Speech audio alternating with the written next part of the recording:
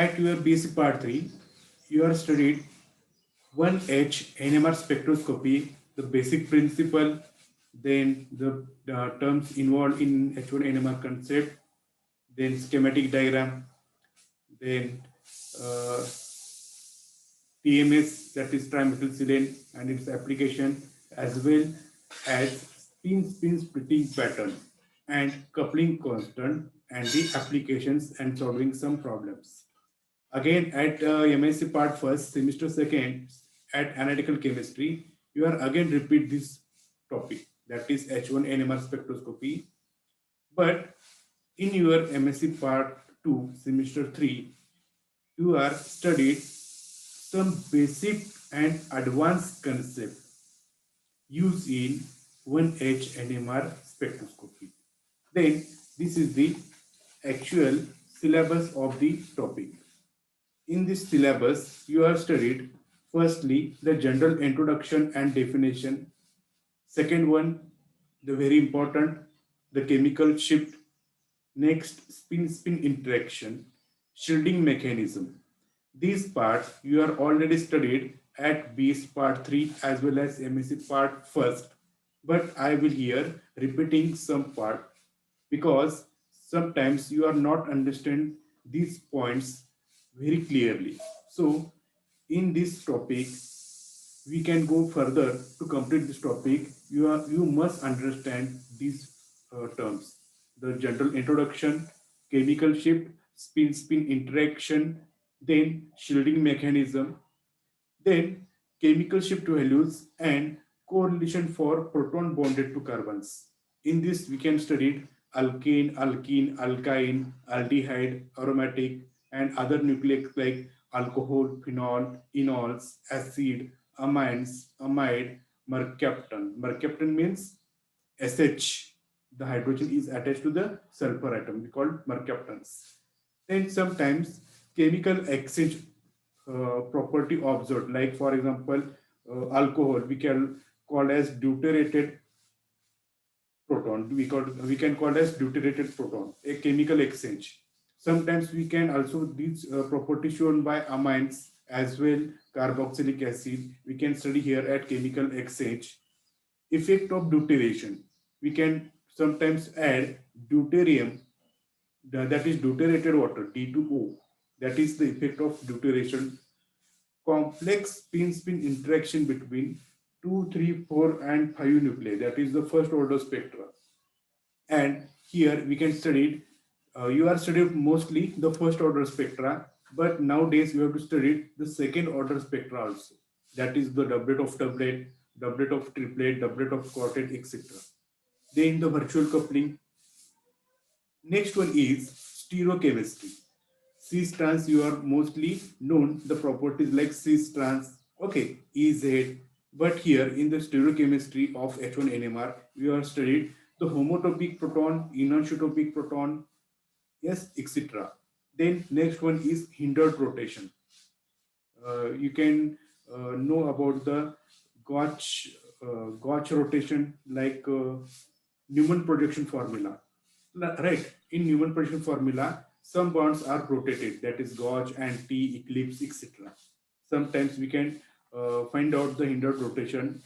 Then the most important, the coupling constant.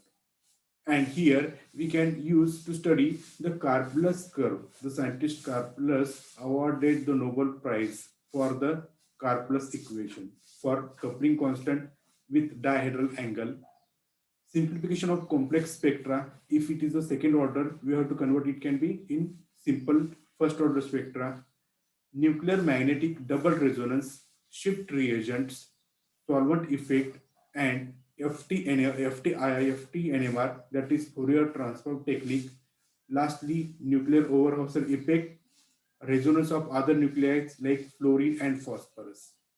Just like H1 NMR, C13 NMR, again fluorine 19 and phosphorus 31, it is also shows the NMR property. We call it NMR spectroscopy, fluorine spectroscopy. Like hydrogen spectroscopy, we can call as fluorine spectroscopy and phosphorus spectroscopy. Okay, now we will start the very first point, that is the revise of your BSc Part 3 or MSc Part 1st syllabus of H1 NMR, that is the general introduction and some definitions.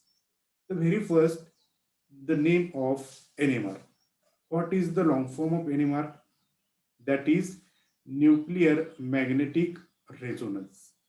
Nucleus magnetic resonance or nuclear magnetic resonance. If what happen in this technique? If a magnetic nucleus exposed to magnetic field absorbs light radiation at unique combination of field strength and frequency of irradiated radiations. आता anywhere म्हणजे बघा काय म्हणते मी, एखादा magnetic nuclear. आता magnetic nuclear म्हणजे काय? Yes, आता मॅग्नेटिक न्यूक्लियर काय हे मी परत पुढच्या स्लाइड मध्ये एक्सप्लेन करतो. पण आता मॅग्नेटिक न्यूक्लियर म्हणजे काय की तुम्हाला एक एक्झाम्पलच्या ह्याच्या स्वरूपात सांगतो. हायड्रोजन, वन हायड्रोजन म्हणजे 1H. 2H हा मॅग्नेटिक न्यूक्लियर नाहीये, right. 1H, C13, phosphorus 19, phosphorus 31, fluorine 19, nitrogen 15. These are a nuclear. These are all are nuclei, but these nuclei are different from other nuclei. These nuclei acts as magnetic. आता for example, तुमच्या समोर एखादा magnet आहे, तुम्हाला तुमच्याजवळ एक magnet आहे, त्याला आपण म्हणतो काय, लोहचुंबक, राईट. तर लोह म्हणजे लोखंड, पण आपण मॅग्नेटला पर्टिक्युलर वर्ड आहे चुंबक. ह्या चुंबकला तुमचा जर एखादा लोखंडाचा भाग काहीतरी असेल, येस, तो मॅग्नेटिक फील्डच्या कॉन्टॅक्ट मध्ये न्या आणि त्या लोखंडाला दुसरी एखादी टाचणी किंवा एखादी पिन तुम्ही अटॅच करा. तर आता तो लोखंड कसा झालेला आहे, तो मॅग्नेटिक न्यूक्लियर बनलाय. मॅग्नेट काढून टाका, चुंबक काढून टाका, तो लोखंड त्या टाचणीला धरून धरणार म्हणजे एकमेकाला अटॅच करून ठेवणार आहे का? तर नाही. आलं लक्षात? तर इथं जो लोखंड बनला तो मॅग्नेटिक न्यूक्लियर. ओके, आता आपण परत जाऊया एनएमआर कडे. आता इथं आपण बघतोय न्यूक्लियर. लोखंड हा ऍटम झाला होता. न्यूक्लियर म्हणजे तुम्हाला माहिती आहे, magnetic nuclear expose to magnetic field. एखाद्या मॅग्नेटिक फील्ड मध्ये तो मॅग्नेटिक न्यूक्लियर आतमध्ये आपण ठेवलेला आहे.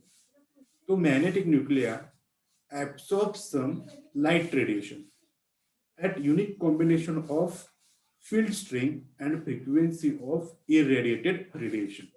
म्हणजे काय की तो दोन मॅग्नेट ठेवलेले आहेत, एक नॉर्थ पोल एक साऊथ पोल, आणि त्याच्यामध्ये एक्झॅक्ट सेंटरला एक मॅग्नेटिक न्यूक्लियर ठेवलाय. तो मॅग्नेटिक न्यूक्लियर त्याच्या भोवती रेडिओ फ्रिक्वेन्सी आपण ऍडजस्ट करू शकतो, आणि आपण रेडिओ फ्रिक्वेन्सी हळूहळू वाढवत जाईल. आपण 1 हर्ट्ज, 2 हर्ट्ज, 3 हर्ट्ज, 100 हर्ट्ज, त्याच्यानंतर मेगाहर्ट्ज मध्ये जाईल तो. 1 megahertz, 2 megahertz, 3 megahertz, 60 megahertz, 100 megahertz, 200, 300, 400, 500. जस जसं आपण येस आपण त्याची एनर्जी इन्क्रीज करतो, त्यातल्या कोणत्या तरी एक फ्रिक्वेन्सी तो मॅग्नेटिक न्यूक्लियर ऍब्सॉर्ब करेल. कोणाच्या कॉम्बिनेशन ऍब्सॉर्ब करणार आहे? जे समोरचं मॅग्नेटिक फील्ड आहे त्या मॅग्नेटिक फील्डला आणि रेडिओ फ्रिक्वेन्सी ह्यामध्ये एक एक युनिक कॉम्बिनेशन तयार करेल आणि ते फ्रिक्वेन्सी काय करेल? येस, ऍब्सॉर्ब करेल. आता फॉर एक्झाम्पल तुम्हाला रेडिओ लावायचा आहे. रेडिओ लावताना त्याचा एक नॉब असतो रोटेट करायचा, राईट. तर तुम्ही काय करताय? स्लोली सुरुवातीपासून हळूहळू वाढवत जाते, एकदम स्लोली. तुम्हाला माहिती आहे तुम्ही रेडिओ यूज करताय, मोबाईलमध्ये नाही म्हणत मी, डिरेक्टली एखादा टेप रेकॉर्डरला किंवा रेडिओ जर असेल तर त्याचा एक नॉब तुम्ही हळूहळू स्लोली फिरवत जाते. मग अशी एक कॉम्बिनेशन येईल की पहिल्यांदा थोडासा खरखरतेला आवाज यायला लागेल. येस, नॉईज आपल्याला चांगला क्लिअर येणार नाही, आणि त्याच्यात जरासं पुढे गेलात की तुम्हाला क्लिअर नॉईज यायला लागेल. म्हणजे ही जी रेडिओ फ्रिक्वेन्सी आहे, जो तुमचा रेडिओ मॅच केला होता ती फ्रिक्वेन्सी तसा एक्झॅक्ट कॉम्बिनेशन तयार झालं. फॉर एक्झाम्पल 98.3 काय ते मला माहित नाही काय असेल, तो मॅच केल्यानंतर आपल्याला चांगला क्लिअर नॉईज आवाज गाणी काय असेल ते आपल्याला ऐकता येतात, राईट. सिमिलरली एनएमआरच्या बाबतीत काय होतं, एक नॉर्थ पोल आणि हा साऊथ पोल ह्यांचा एक मॅग्नेट ठेवलेला आहे, आणि ह्यांच्या मिडल मध्ये आपण काय करणार आहे, एक सॅम्पल घेणार आहे. तो सॅम्पल मध्ये कोण असेल पाहिजे? तर मॅग्नेटिक न्यूक्लियर. एनएमआरची मी जनरल डेफिनेशन बोलतो, मॅग्नेटिक न्यूक्लियर. मग हा मॅग्नेटिक न्यूक्लियर त्याला आपण रेडिओ फ्रिक्वेन्सी आपण इन्क्रीज करत जाणार आहे. मग ती रेडिओ फ्रिक्वेन्सी इन्क्रीज करत जात असताना त्या मॅग्नेटिक फील्ड, नॉर्थ आणि साऊथचं मॅग्नेटिक फील्ड ह्याचं आणि रेडिओ फ्रिक्वेन्सी ह्या दोघांचं असं एक कॉम्बिनेशन तयार होईल. तो कॉम्बिनेशन तुमचा मॅग्नेटिक न्यूक्लियर जो आहे तो ऍब्सॉर्ब करेल.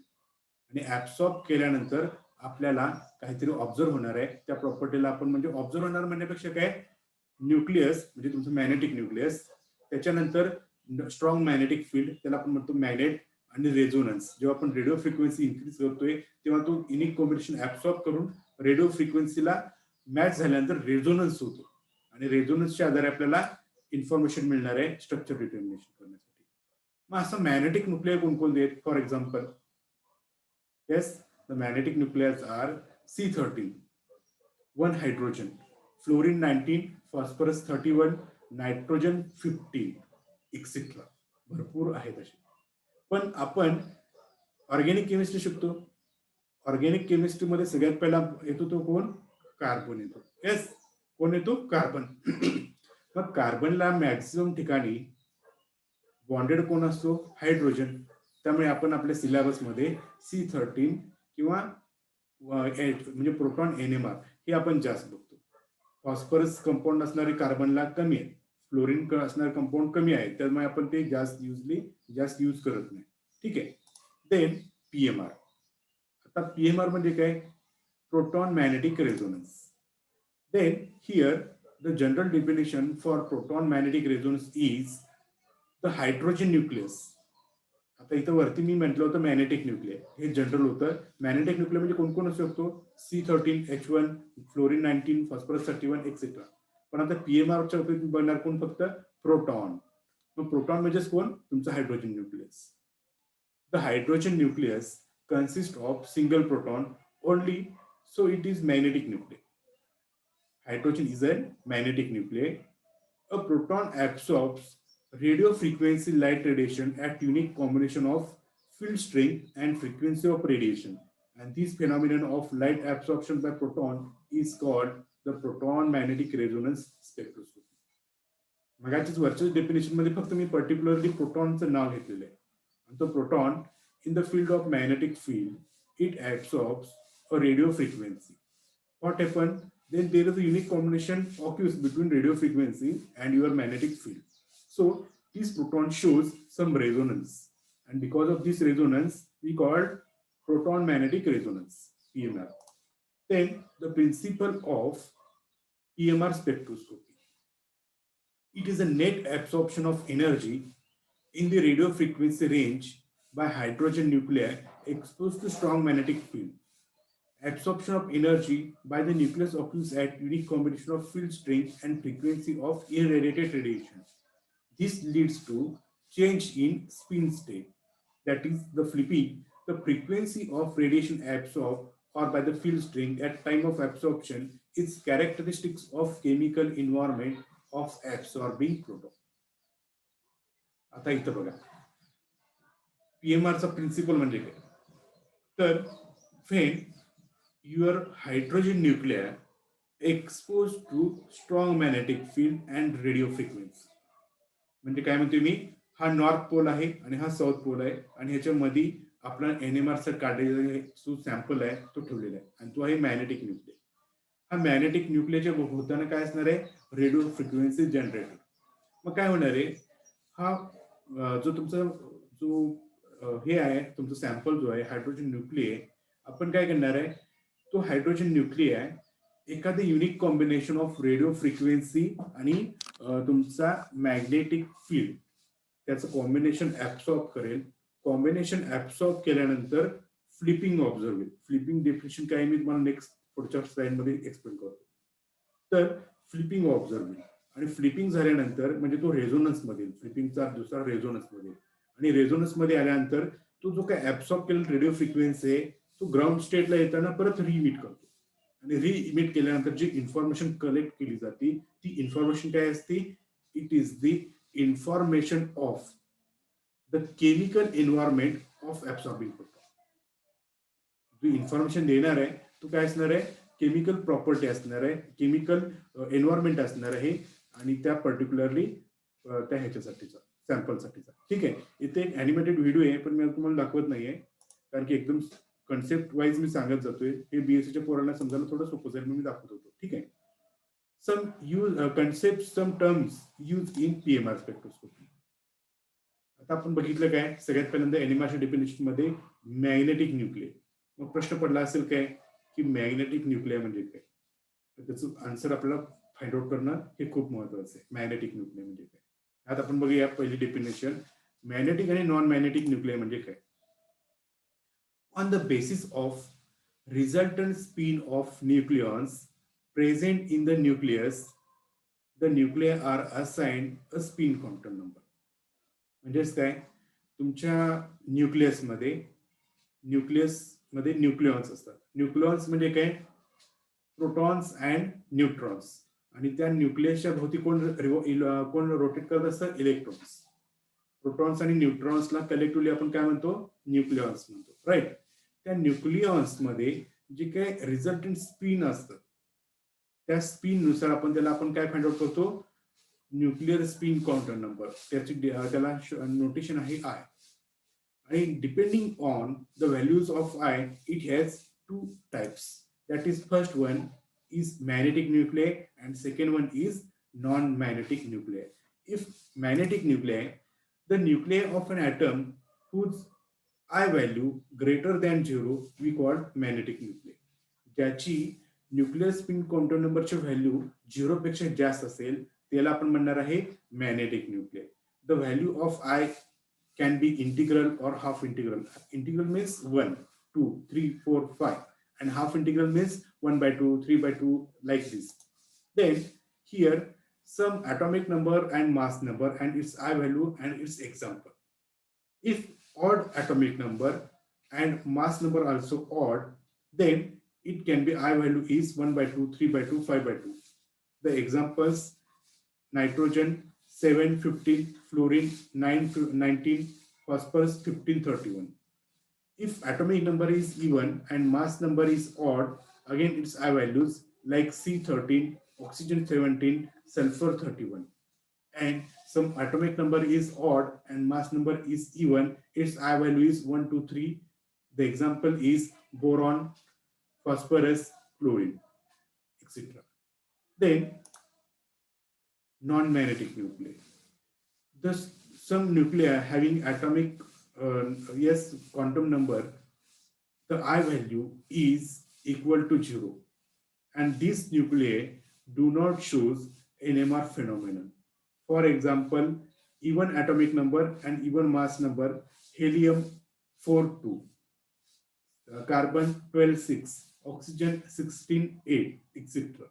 आता जर हेलियम असेल, कार्बन 12 असेल, ऑक्सिजन 16, जे आपण श्वास घेतो ऑक्सिजनचा, तो ऑक्सिजन, ह्याचं जर आपण एनएमआर काढायला गेलो तर आपल्याला एनएमआर मिळणार नाहीये कारण की ते non magnetic nuclear. Okay. Then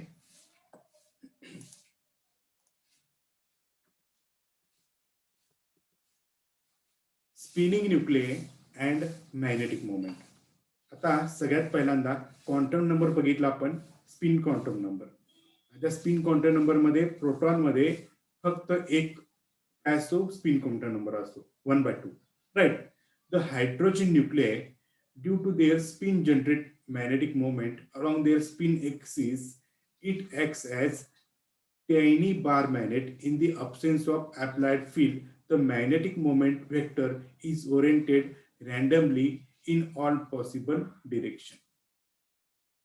इथं हायड्रोजन न्यूक्लियस दाखवलेला आहे. हा हायड्रोजन न्यूक्लिय काय, त्याला जो एक स्पिन काउंटर नंबर आहे आणि स्पिन काउंटर नंबर असल्यामुळे त्याच्या भोवती एक मॅग्नेटिक मोमेंट स्वतःभोवती तयार केलेला आहे. आणि जे मॅग्नेटिक मोमेंट स्वतःभोवती तयार केले आहेत त्याच्या स्वतःच्या एक्सिस भोवती ती कशी असतात, लाईक मॅग्नेट. पण इतकी प्रॉपर मॅग्नेट जशी असती स्ट्रॉंग अट्रॅक्ट करण्याची, तशी तेवढी असत नाहीये. पण it is like property like strong magnetic, tiny bar magnet. Tiny म्हणजे काय, कमी ताकदीचा. बार म्हणजे काय, बार मॅग्नेट मला माहित आहे, U shape magnet, bar magnet like.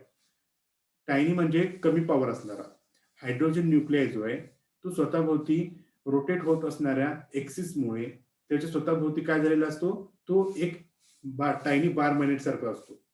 In absence of applied field, म्हणजे कोणताही आजूबाजूला मॅग्नेटिक फील्ड नसताना तो कसा असतो, तर तो कोणत्याही रॅन्डमली ऑल डिरेक्शन मध्ये असतो. इथं जर तुम्ही बघितलं तर हा डायरेक्शन खाली आहे, इथं परत तिरक्या साईडला खालच्या साईडला आहे, इथं परत खालती आहे, इथं वरती आहे, इथं डाव्या साईडला आहे तुमच्या, इथं काही ठिकाणी उजव्या साईडला असू शकतो. In randomly all direction. इथं काय म्हटलेलं आहे, नो फील्ड. असे कोण कोण दाखवू शकतात property? 1 Hc 13 nitrogen 15 fluorine 19 phosphorus 31 etcetera. Okay, जर मी समजा here we can apply some magnetic field, then what happen? बघा इथं मी मॅग्नेटिक फील्ड अप्लाय केलाय विथ फील्ड, तर काय झालेलं आहे, ह्याची सगळ्यांची डिरेक्शन एक झालेली आहे. एक डिरेक्शन म्हणजे काय? एक तर ह्या एक्सिसची डिरेक्शन ह्या अप्लाइड मॅग्नेटिकच्या डिरेक्शनला यस पॅरलल आहे, आणि काही ठिकाणी अँटी पॅरलल आहे. हा अँटी पॅरलल आहे, हा अँटी पॅरलल आहे, हे पॅरलल आहे. ओके, आता हे पॅरल अँटी पॅरल कसे आहेत, तर मी तुम्हाला परत एक्सप्लेन करणार आहे. आता तुमचा एक्झॅक्टली हायड्रोजन न्यूक्लिय कसा असतो, तर मी तुम्हाला एक एक्झाम्पल दाखवतो. हा एक फक्त पिन तुमच्या मॅग्नेटला अटॅच आहे, येस, पण बाकीच्या मध्ये जी काही प्रॉपर्टी आहे एकमेकाला मॅग्नेटनी म्हणजे एकमेकाला अट्रॅक्ट करून घेण्याची, ही जी आहे ती टायनी बार मॅग्नेट आहे. समजा जेव्हा मी हा मॅग्नेट हटवला तर काय होईल, ह्यांच्यामध्ये मॅग्नेटिक प्रॉपर्टी असणार आहे का? तर ह्याच्यामध्ये मॅग्नेटिक प्रॉपर्टी असणार नाहीये. मॅग्नेट अटॅच केला की मॅग्नेटिक प्रॉपर्टी अटॅच झाली, राईट.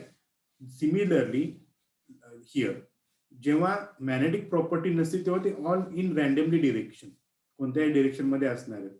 पण जेव्हा मी अप्लाइड फील्ड एक ठेवलं तर मला काय होईल, एकतर पॅरल डिरेक्शन मध्ये येतील किंवा अँटी पॅरल डिरेक्शन मध्ये ऑब्झर्व होतील. आता पॅरल डिरेक्शन आणि अँटी पॅरल हे त्याला दोन स्टेट आहेत. एखाद्या प्रोटॉनला दोन स्टेट आहेत, एक तर तो पॅरल असू शकतो किंवा एक तर अँटी पॅरल असू शकतो, राईट. मग बघूया पुढे आपण. when the protons are placed in uniform applied field, then mu align in only one of two orientation with respect to direction of applied field. बघा, एखाद्या वेळेला आपण हा प्रोटॉन एखाद्या मॅग्नेटिक फील्ड मध्ये आपण ठेवून दिलं, तर हा प्रोटॉनला फक्त दोन जागा आहेत. एक जागा त्याच्या विरोधात, मॅग्नेटच्या विरोधात असण्याची पॉसिबिलिटी, आणि एक जागा त्याच्या सपोर्ट मध्ये तरी असण्याची पॉसिबिलिटी. आता इथं मी दाखवलेलं आहे हे प्रोटॉन्स, इथं खाली म्हटलेलं आहे no applied magnetic field. Here no magnetic field is kept in the surrounding of these protons. Hence, these protons all are in all random direction. कोणतेही random direction आहे. इथं down side, up side, left side, right side, etc. When we applied some magnetic field, the term we can sometimes use H, sometimes use mu, etc. Then what happened? These protons align only to orientation. Here the orientation is upward and here orientation is downward. The energy required for in parallel position is less than the anti-parallel positions. Right. आता हा magnetic field इथे मी apply केल्यानंतर हे जे randomly direction मध्ये जे काही तुमचे प्रोटॉन्स होते त्यांना दोन स्टेट, दोन ओरिएंटेशन पॉसिबल आहे, एक डाऊन साइड आणि एक अप साइड. मग मला सांगा, अप साइडला एनर्जी जास्त लागेल का डाऊन साइडला असताना एनर्जी जास्त लागेल? तर ह्या पॅरल असल्यामुळे हा सुद्धा टायनी बार मॅग्नेट आहे, ह्याला एनर्जी कमी लागणार आहे. त्यामुळे अप साइडचा जो आहे तो लोअर एनर्जी लेवलला असणार आहे, आणि अप साइडला जो असणार आहे तो सॉरी म्हणजे डाऊन साइडला जो ॲरो असणार आहे तो कसं असणार आहे, अप साइडला असणार आहे. आणि हे कसे असणार, प्रोटॉन एकमेकाच्या एक्सिस मध्ये रोटेट होत असणार आहे. The energy gap between these is can be shown by delta E and is given by H mu. The energy gap between these two orientation is explained by delta E is equal to H mu. Here the parallel alignment or parallel orientation energy is given by E is equal to minus mu H0, and anti-parallel energy is given by E is equal to plus mu H0. Okay, अशा प्रकारे ह्या दोघांचं gap आहे. पॅरल असताना energy कमी लागणार आहे त्यामुळे मायनस, आणि अँटी पॅरल एनर्जी जास्त लागणार आहे त्यामुळे plus. Okay, then we will go further. The next one concept, that is the flipping. Under a special condition called resonance, the spin state of protons can change by exchanging energy, and this is called flipping. The transition from low energy state, that is minus mu h0, to high energy state, that is plus mu h0, occurs with absorption of energy, while transition from higher energy to low energy state occurs with emission of energy. आता हे मागच्या slide मध्ये तुम्ही बघितलंय. Yes, हा proton magnetic field मध्ये up साइडला arrow आणि डाऊन साइड, म्हणजे हा पॅरल म्हणूया त्याला, आणि हा अँटी पॅरल.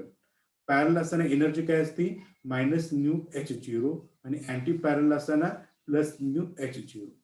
एखाद्या युनिक कॉम्बिनेशन रेडिओ फ्रिक्वेन्सी हा प्रोटॉन ऍब्सॉर्ब केला तर काय होईल, तो एस हायर एक्साइटेड स्टेटला जाईल. हायर एक्साइटेड स्टेटला जातो म्हणजे कधी जातो, जेव्हा हा प्रोटॉन एनर्जी ऍब्सॉर्ब करतो तेव्हा. आणि एनर्जी ऍब्सॉर्ब केल्यानंतर हायर एनर्जी स्टेटला गेल्यानंतर एस काय होईल, तो अनस्टेबल, त्यामुळे तो अनस्टेबल असणार आहे. त्याला स्टेबिलिटी अक्वायर करण्यासाठी जो एनर्जी तो ऍब्सॉर्ब केला होता त्याला काय करावं लागणार आहे, इमिशन करावं लागणार आहे. त्यामुळे इथं आपण म्हणणार आहे emission of energy. Because of this absorption of energy and emission of energy, there is flipping occurs. There is flipping occurs. इथे एक्झाम्पल दिलंय बघा. Here is an yes, minus mu h0, the orientation of proton, that is minus mu h0, and here plus mu, that is anti-parallel energy, plus mu h0. The energy gap, that is delta E, is equal to h mu. When we applied some applied field, जो applied field असणार तेव्हा असं असणार आहे. If we increase the radio frequency energy, then what happened? That is h mu transition. Then what happened? This proton will go to the excited state by absorbing energy, and it will be an anti-parallel direction. And this procedure we called as the flipping of transition. However, the energy difference between the two spin state is extremely small and can be made by the radio frequency 60 to 1000 megahertz radiation. ही जी energy असणार आहे parallel to anti parallel, ती खूप energy कमी आहे. जवळपास 60 ते 1000 मेगाहर्ट्ज मध्ये एनर्जी त्याला सुटेबल आहे की तो फ्लिपिंग ऑब्झर्व होण्यासाठी. ठीक आहे. Then next one is precessional motion. A proton, precessional motion म्हणजे काय आपण बघूया. A proton is a spinning magnetic. So while it is spin in an applied magnetic field, its rotational axis draws out a circle perpendicular to applied field. आता इथं जर बघा, हा तुमचा प्रोटॉन आहे, स्वतःभोवती फिरत आहे. जेव्हा आपण हा स्वतःभोवती फिरतोय, हा मॅग्नेटिक न्यूक्लियर. जेव्हा आपण एक्सटर्नल अप्लाइड फील्ड अप्लाय करतोय H0, तेव्हा तो काय होईल, हा स्वतःभोवती फिरत असताना थोडासा हायर प्रिसेशनल ऑर्बिटनं स्वतःभोवती रोटेशन्स करायला लागेल. प्रिसेशनल रोटेशन्स करायला लागेल. त्यामुळे काय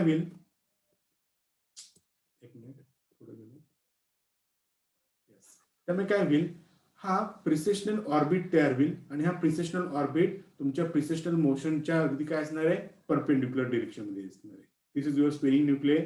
दिस can be shown a magnetic dipole moment, that is mu, and this is precessional orbit.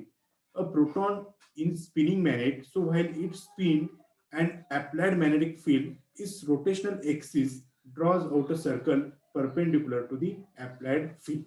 आता हा तुमचा प्रोटॉन न्यूक्लियस आहे, हा स्वतःभोवती फिरत असतो, राईट. जेव्हा आपण स्ट्रॉंग मॅग्नेटिक फील्ड अप्लाय करतो तेव्हा काय करतो, ह्याच्या रोटेशनची जी काही एक्सिस आहे तो चेंज होतो, आणि तो स्वतःभोवती एक प्रिसेशनल अशा प्रकारचा ऑर्बिट तयार करतो. प्रिसेशनल स्वतःभोवती ऑर्बिट तयार करतो, आणि हा प्रिसेशनल ऑर्बिट हा परपेंडिक्युलर असतो कोणाच्या, to the applied magnetic field. हा कुणाच्या परपेंडिक्युलर असतो, तर अप्लाइड मॅग्नेटिक फील्डच्या परपेंडिक्युलर डायरेक्शन मध्ये असतो. ठीक आहे. Then the rotation motion of magnetic nucleus exposed to an applied magnetic field is called precessional or gyroscopic motion, and precessional frequency we called as nu. आता काय, rotational motion of a magnetic nucleus exposed to an applied magnetic field we call precessional motion. It is the number of resolutions per second made by magnetic moment vector by the nucleus under applied external field and is given by nu is equal to gamma h0 upon 2 pi. आता हे तुम्ही explanation दिलं प्रिसेशनल frequency म्हणजे काय. हा applied magnetic फील्डला अशी किती rotations करतो त्याला आपण म्हणतो काय प्रिसेशनल फ्रिक्वेन्सी. आणि प्रिसेशनल फ्रिक्वेन्सी म्हणजे काय. येस, तर precessional frequency is given by nu. Nu is equal to कुणावर डिपेंड असणार आहे. Yes, new sorry gamma h0. h0 म्हणजे काय applied magnetic field divided by 2 पाय दॅट इज 360 डिग्री. 360 तो रोटेशन करतो ना 360 डिग्री मध्ये, त्यामुळे 360 360. आणि न्यू म्हणजे काय तर एक कॉन्स्टंट टर्म आहे that is gyromagnetic ratio. That is gyromagnetic ratio. आता इथं आपण एक्झाम्पल न बघूया. इन अन ऑर्गॅनिक कंपाऊंड आपण H1NMR ऑर्गॅनिक कंपाऊंड साठी यूज करतो. In an organic compound the protons are covalent, that is bond to other atoms like carbon, nitrogen, oxygen, sulfur. For example, hydrogen attached to carbon, that is methane, CH4, etc. Nitrogen, that is amines, NH2, NH, etc. Oxygen, that is OH, that is alcohol, phenols, etc. Sulfur, similarly, oxygen, thiols, thiophenols, etc. In organic compounds, hydrogen mostly attached to the carbon, nitrogen, oxygen, sulfur atom. Hence, the electrons are in covalent bond, normally have paired spin and have no net magnetic field. But under the influence of applied magnetic field, additional modes of circulation are induced by these paired electrons. And this circulation generates a small and its own magnetic field called secondary induced magnetic field. आता बघा, सुरुवातीला मी जेव्हा principal सांगत होतो तेव्हा म्हटलं होतं काय हायड्रोजन हा मॅग्नेटिक न्यूक्लियर, 1H हा मॅग्नेटिक न्यूक्लियर, राईट. पण जनरली आपण ऑर्गॅनिक केमिस्ट्रीमध्ये शिकताना हा प्रोटॉन जो आहे म्हणजे 1H जो आहे तो कुणाला बॉन्डेड असतो तर कार्बन, नायट्रोजन, ऑक्सिजन, सल्फर ह्या एक्सेट्रा स्पेसिसला बॉन्ड फॉर्म करतो. हा बॉन्ड फॉर्म करताना कुठला बॉन्ड फॉर्म करतो कोव्हॅलेंट बॉन्ड. एक हायड्रोजनचा इलेक्ट्रॉन आणि एक कार्बनचा, नायट्रोजनचा, ऑक्सिजनचा एक्सेट्रा अशा प्रकारचे इलेक्ट्रॉन्स तो शेअर करतो. आणि ते शेअर करतो म्हणजे त्याला आपण काय म्हणतो स्पिन्स आर पेअर्ड. मग स्पिन पेअर्ड झालं तर काय होईल त्याची मॅग्नेटिक प्रॉपर्टी हायड्रोजनची निघून जाते. लक्षात, मॅग्नेटिक प्रॉपर्टी हायड्रोजनची निघून जाते. पण हाच कंपाऊंड जर आपण हाच organic compound we can kept in the magnetic field then what happen. इथं बघा ही डायग्राम तुम्हाला दिसत असेल. हा प्रोटॉन आहे. येस, हा प्रोटॉन आहे. ह्याच्या भोवती एक इलेक्ट्रॉन्स आहे काय करत असतात रोटेट करत असतात. प्रोटॉन मध्ये एक इलेक्ट्रॉन आहे आणि दुसरा इलेक्ट्रॉन कोणाचा असतो. येस, तर तो कार्बनचा, नायट्रोजनचा, सल्फरचा, ऑक्सिजनचा, नायट्रोजनचा एक्सेट्रा. मग हा प्रोटॉन जेव्हा आपण अप्लाइड मॅग्नेटिक फील्ड ही इथं दुसरी डायग्राम तुम्हाला दिसत असेल त्याच्या खाली H0 आहे बघा. जेव्हा मी अप्लाइड मॅग्नेटिक फील्ड मध्ये ठेवीन तेव्हा काय होईल इथं स्वतःभोवती परत मॅग्नेटिक फील्ड तयार करतो. आणि हा स्वतःभोवती जो सेकंड मॅग्नेटिक फील्ड तयार करतो त्याला आपण म्हणणार आहे काय secondary or induce magnetic field. जेव्हा मी मॅग्नेट फील्ड काढून टाकलो की परत हा कार्बन तुमचा काय झाला, कार्बन हायड्रोजन परत काय झाले नॉन मॅग्नेटिक झाले. मी मॅग्नेट अटॅच केला परत बनला काय मॅग्नेटिक फील्ड. मग हा मॅग्नेटिक फील्ड जो तयार केलेला आहे तो आहे सेकंडरी इंड्यूस मॅग्नेटिक फील्ड. मग this are the arrow shows by yellow line is called induced magnetic field and here the electrons are circulating towards the proton. Okay, then next one concept, if the secondary or induced magnetic field, secondary म्हणजे कुठला hydrogen organic compound स्वतःभोवती जो काय magnetic field तयार केलेला आहे तो secondary magnetic field generates by the circulation of electron may oppose by external applied field around the protons, so the actual field felt by the proton is not same as that of the applied field strength. आता इथे तुम्हाला थोडंसं समजण्यास कठीण जाईल. मी ह्या slide मध्ये सांगतो.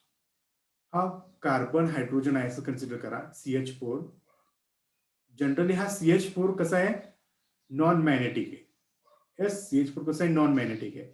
जेव्हा CH4 मी एखाद्या मॅग्नेटच्या सानिध्यात ठेवलो तर CH4 आता बनला काय, मॅग्नेटिक न्यूक्लिय बनला. म्हणजे मिथेन बनला काय, मॅग्नेटिक न्यूक्लिय. हा मॅग्नेटिक न्यूक्लिय मॅग्नेटच्या सानिध्यात आल्यानंतर स्वतःभोवती मॅग्नेटिक फील्ड तयार करतो आणि जो स्वतःभोवती मॅग्नेटिक फील्ड तयार केलेला आहे त्याला आपण नाव दिले काय, सेकंडरी मॅग्नेटिक फील्ड किंवा इंड्यूस मॅग्नेटिक फील्ड, म्हणजे स्वतःभोवती तयार केलेला मॅग्नेटिक फील्ड. ओके. मग ह्या मॅग्नेटिक फील्ड हा व्हेक्टर प्रॉपर्टी, त्याला एक डिरेक्शन असणार आहे आणि ती डिरेक्शन बघा, अप्लाइड मॅग्नेटिक फील्डची डिरेक्शन अप साईडला आहे, वरच्या साईडला आहे, बरोबर. आणि सेकंडरी इंड्यूस मॅग्नेटिक फील्डची डिरेक्शन कशी आहे, हा अशा प्रकारे रोटेट होतो. इथून वर चाललेला आहे, वर चाललेला आहे, इथून परत खाली यायला लागलेला आहे, खाली यायला लागलेला आहे, इथं परत वर चाललेला आहे, वर चाललेला आहे, वर चाललेला आहे, अशी रोटेशन आहे. इथं सुद्धा असंच, इथून खाली येत चाललेला आहे, इथं एरो खाली दिलेला आहे, खाली येत चाललेला आहे, इथून परत वर चाललेला आहे, राईट, वर चाललेला आहे. मग काय होतं बघा, जेव्हा इथून म्हणजे कोणत्याही साईडनं इथून जेव्हा खाली यायला लागेल तेव्हा ह्या अप्लाइड मॅग्नेटिक फील्डला तो काय करणार आहे, अपोज करणार आहे. अप्लाइड मॅग्नेटिक फील्डला काय करणार आहे, अपोज करणार आहे. आणि इथून जेव्हा वर जात असतो तेव्हा काय करणार आहे, येस, तेव्हा तू काय करणार आहे, अपोज करणार नाहीये, म्हणजे पॅरलल असणार आहे आणि इथं अँटी पॅरलल असणार आहे. त्यामुळे when the induced field aligned with the applied field, the field felt by the proton is greater than the applied field. So they are said to be de-shielded.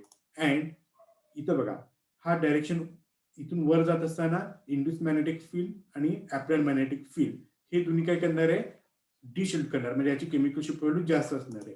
पण when the induced field opposes the applied field, the proton experience field which is slightly less than the applied field state. So they are said to be shielded. That is the diamagnetic shielding. आणि paramagnetic जो deshielded आहे त्याला आपण म्हणतो paramagnetic deshielding. Okay. So in either case, the actual field experienced by the